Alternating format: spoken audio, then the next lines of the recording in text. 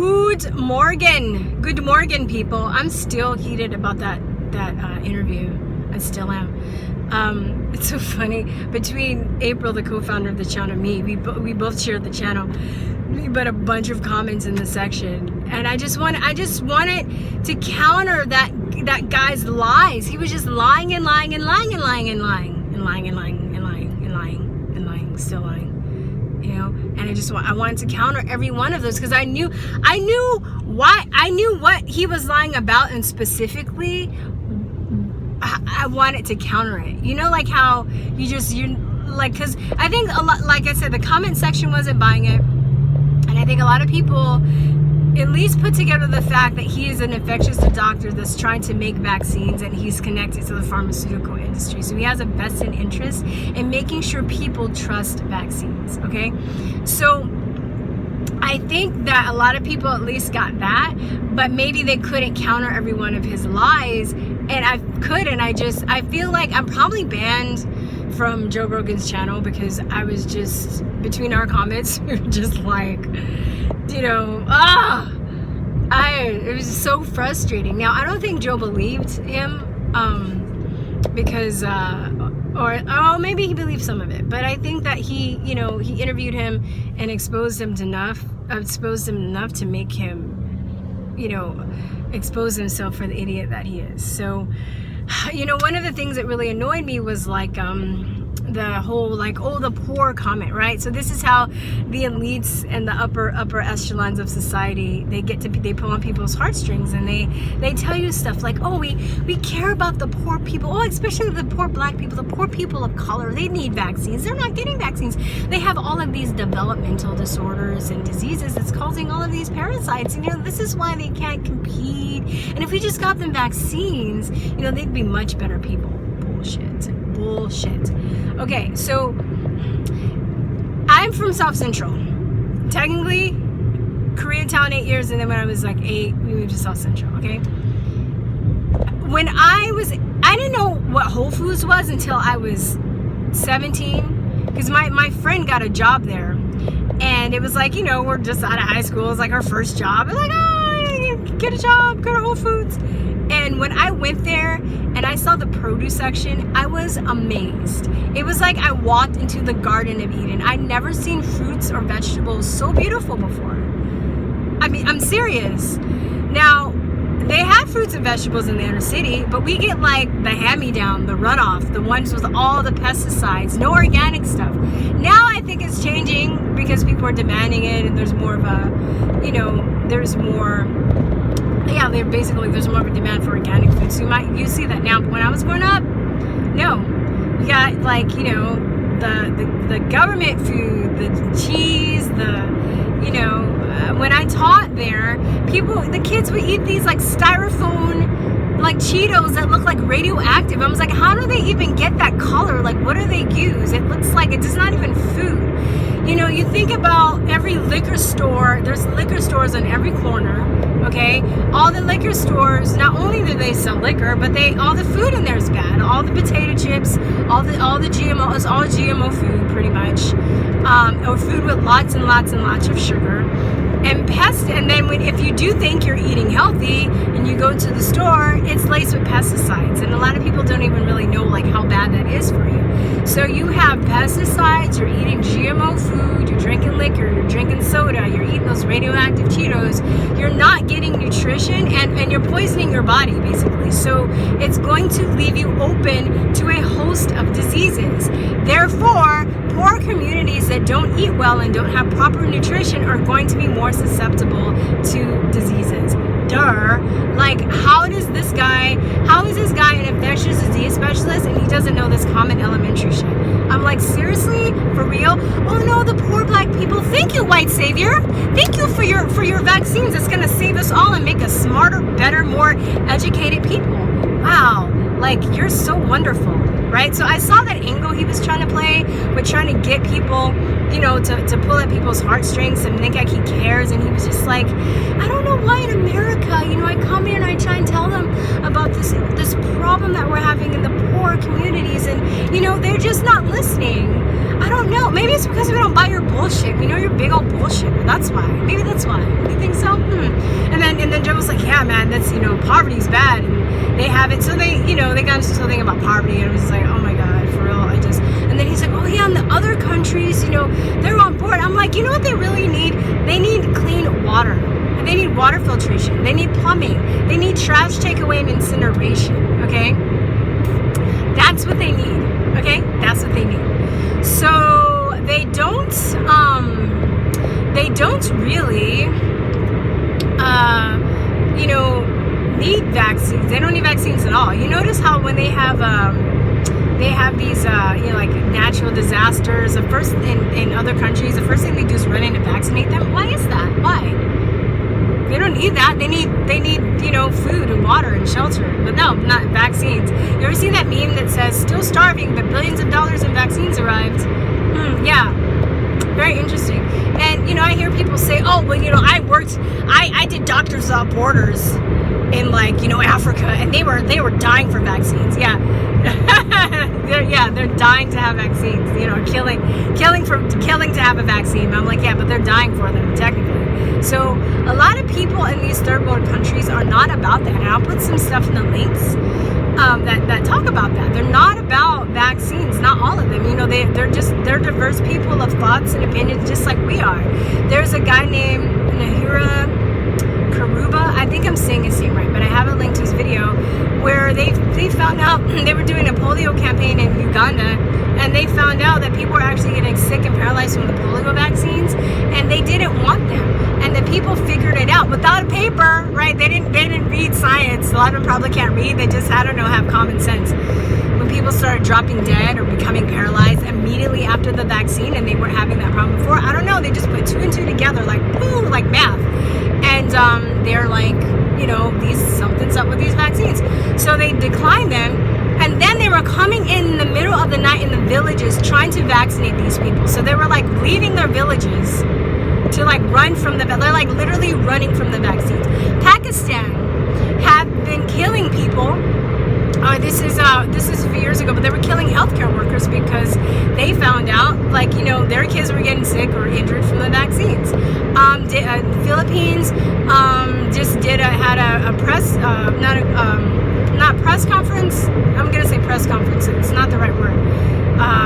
No, it is a press conference, a hearing talking about how they had this dengue fever campaign, and it actually made people more susceptible to dengue fever. The people that got it naturally didn't suffer so much, and the people that got vaccinated still got dengue fever and got it worse. Okay, different countries have found HCG, which is not a component of vaccines. Okay, I'm gonna back it up for a moment. When you get pregnant, your body produces this hormone called HCG. When you take a pregnancy test and pee on the stick, that's what the test is testing for. It's testing for the HCG hormone. So that's what determines if you're pregnant or not, right? So what they did, they put this in the vaccine. Now, if you think about how a vaccine works, how we're told that it works is that you get injected with the antigen and your body fights it off because it's an invader, right? It's an invader because it's being injected into your body. So your body fights it off, and that's how it makes you more immune to the disease. Now, if you put HCG in a vaccine and inject it into somebody and you get pregnant, your body's going to spontaneously abort because it technically is doing what it is meant to do. It's fighting off an invader. So if HCG is injected into your body and sees it as a hormone, so when you get pregnant and you begin to produce the HCG yourself, you spontaneously abort. Now I know that they use HCG for weight loss therapy. I don't know if it works different without the antigens and the other chemicals, because from what I understand is just when they do that it's pure HCG, and I don't know if they've done any studies on it with people getting pregnant. So if you've had that therapy and you get pregnant, it'd still be a possibility that you could have miscarriages, you know. But this is what they've discovered and this hormone is not, you know, has nothing to do with a component of a vaccine, like I said earlier. And they've discovered this in like Nigeria, Peru, Venezuela, I think, Kenya, different areas of the world have just happened to have this hormone that's not even supposed to be in there in the vaccines, okay? And a lot of people are figuring this out. You know, they don't want these vaccines. Polio has had it, India's had a surge in polio since they've started the polio campaign, but they call it something else. They changed the names, right? People becoming paralyzed. The Gates Foundation was under, I don't know how that went or if it's still going, but they were being sued at one point because they were going in the villages and just taking consent of people having, you know, their fingerprints, giving their daughters and sons the Gardasil vaccine, and their kids were becoming paralyzed. So a lot of people are not about these vaccines. This is like a global awakening that's happening. And the pharmaceutical industry is freaking out. Hence why they're pushing like dumbasses like Peter Hotez up to talk. But all he has is, look at me, I'm a scientist, believe me, I'm a scientist. What? I can't like debate with anti-vaxxers because it's just giving validity to the situation. Seriously, we want to debate you. We'll debate you. You're not going to debate us? Oh, because we'll make you look stupid. I understand. Okay. So, I don't know. I just think that, you know, this whole angle that he was playing as like the white savior that's so like, you know, that wants to help the poor people. Thank you, Jesus. Thank you, white Jesus. You want to give us our Jesus vaccine, you know? And he's like quoting Gandhi and stuff. Oh yeah, by the way, Gandhi was anti-vaccine. Look up Gandhi quote, vaccination was a barbarous practice, okay? George Bernard Shaw, the writer, he was anti-vaccine too. Those are the two that I can think of right now off the top of my head. But the thing is, what the elites hate about the internet is that you know, people can make copies of old medical journals and books, and you can have access to that stuff now. So now, you know, there's a huge misconception that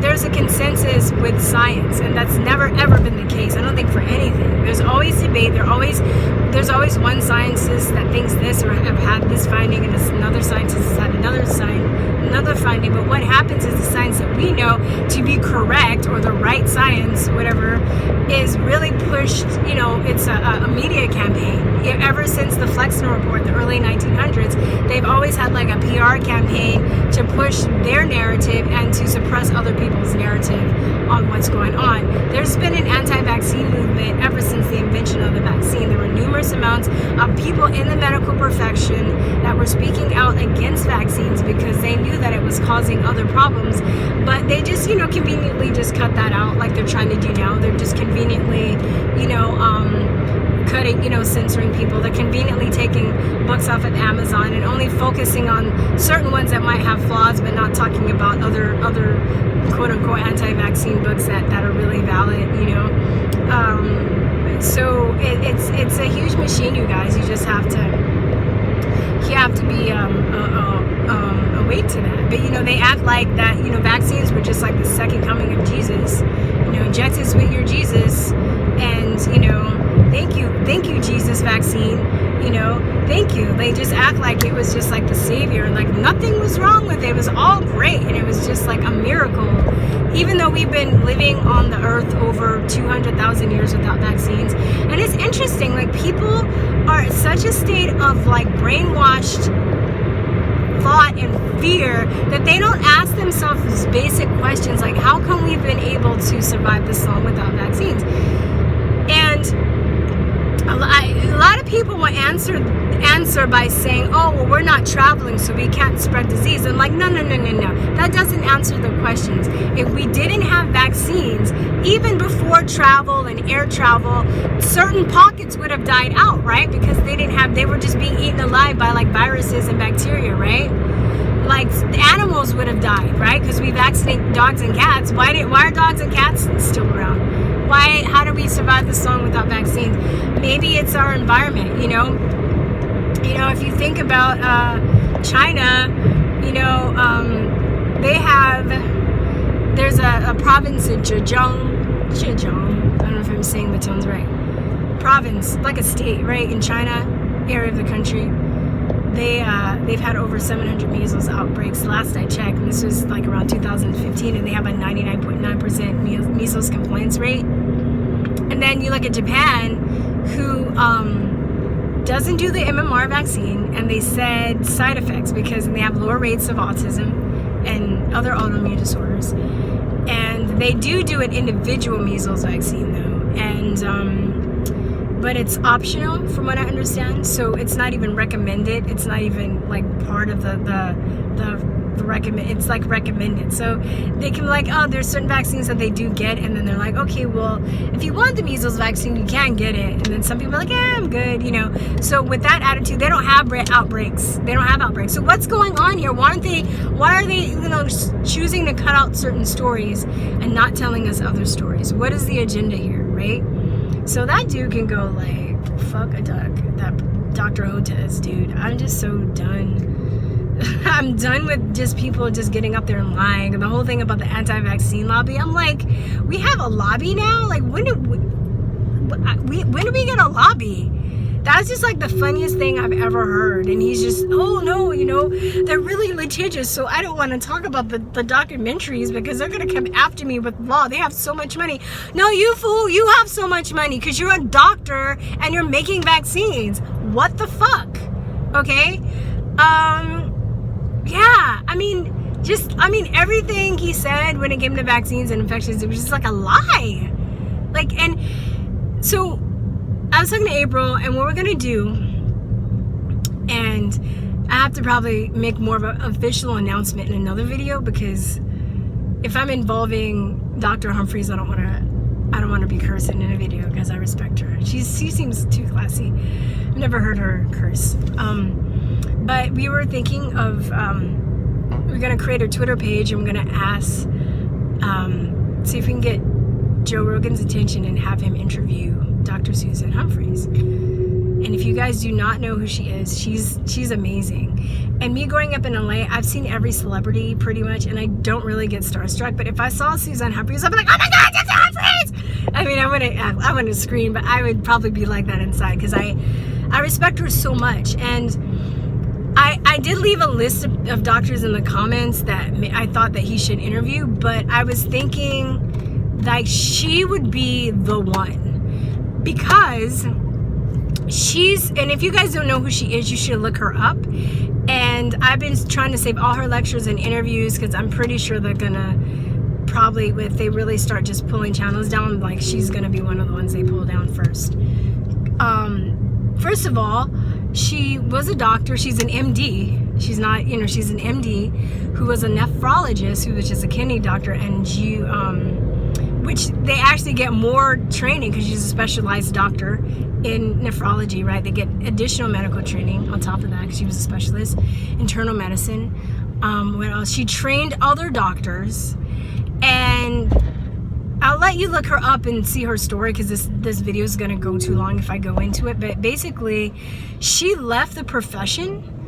She left being a doctor, made lots of money. She said she made like $300,000 a year, but she decided to dedicate herself to teaching others about vaccines and other doctors and lay people. And I love her because she doesn't have a cocky attitude. She's a doctor that wants to share her knowledge, because I think a lot of doctors become doctors and then they get mad if you have the nerve to know something about health, so you're not dependent on them. But she has this thing where she wants to really share her knowledge to the best of her ability, and she's brilliant at it, and she's really good at breaking things down for lay people to understand. Not only that, she's like a vaccine historian. I don't know if she would call herself that, but she has done extensive research on the history of vaccines and stuff. This is where I get a lot of my historical information, and I watch her lectures, and then what she's really good about putting her the numbers of the studies that you can find on PubMed, so people can go and look it up themselves. Or if she has references in her books and stuff, I'll go and look up the study. So I'm looking from another source, not an anti-vaccine source, or it's just a medical source that's out there, right? So maybe, you know, they're saying that, oh, vaccines don't cause autism. Well, according to a study from the CDC or a study that was funded by the pharmaceutical industry. But here's like 157 more in different countries or outside of that say that it does. I show the link that it does, right? So like she doesn't even really focus on autism, but she, you know, she talks about everything. She has a really good interview on tetanus. That's why when this dude was talking about tetanus, I was like, yeah, you're Liz lying. You're lying. So, she has a really good lecture on that, and she also talks about like vitamin C. She has lectures on breast milk and breastfeeding. I mean, just mind-blowing stuff that I watch her stuff and I'm just like, this is basic information that everyone should know in order to be healthy. If we knew this stuff, we didn't even really need a healthcare system, only for like, you know, traumatic injury, okay, for stuff like that, but not. I mean, she's just mind-blowing, and she's just a wonderful spirit and fascinating. And I think that Joe and his audience and everybody else would find her fascinating. So be looking out. I'll make an official announcement within the next couple of days. And I want you guys to like the page, please, so we can get his attention. I'll probably tweet it to Eddie Bravo and some stuff too, and see how much traction we can get for him to interview her, because I think she's very prominent, and I think that's cool that she left her practice, so they can't like take her license from her because she's not practicing, right? She hasn't done anything wrong. They can't you know, say that she's making money off of selling supplements and stuff like that. And she doesn't rant, she doesn't rave, she's just very matter of fact, and she just, you know, knows how to break up this data and the science and also explain things to you so you understand them. And she just seems like she's a very pleasant person, so very lovable, very likable. So they can't really like stop her, and I pray for her a lot, because they definitely, a couple months ago, she got a really violent death threat that she publicized, where she said this guy was threatening when she was like doing one of her live streams, was going to try and break in on her and kill her like slowly. And she read it, it was like terrifying. It was just very like cursing her out, and he was saying like what he was going to do to her. I'm like, oh my god, she's just giving information. This is crazy. But they're trying to scare her, they're trying to death threat her, because they can't do, like, she's like untouchable. Okay, her brilliance is beyond compare. Her credentials are beyond reproach, and she's just like got it like that. So yeah, so I'm gonna make an official announcement. We're gonna see if Joe can interview her, because with all this propaganda that's going on, people are not letting valid people from the anti-vaccine side speak. And when they do these things, these like reports where they act like they're being fair, they get somebody that's really not informed, or they try and cut it up to make anti-vaccine people look stupid, like we don't know anything, you know, and we're a health threat, or they're trying to make us now not like we're terrorists and we're violent. And by the way, I've been saving all of the nasty pro-vax threats and stuff, because that's their next thing. They're trying to make it like Dr. Hotez was like, oh no, you know, they're just violent and they're so scary. Like, no dude, it's you're just projecting. But anyway, okay, this is too long, but I just had to get that out. So for those that made it this long, thank you, and be truth and love. All right, talk to you later, bye-bye.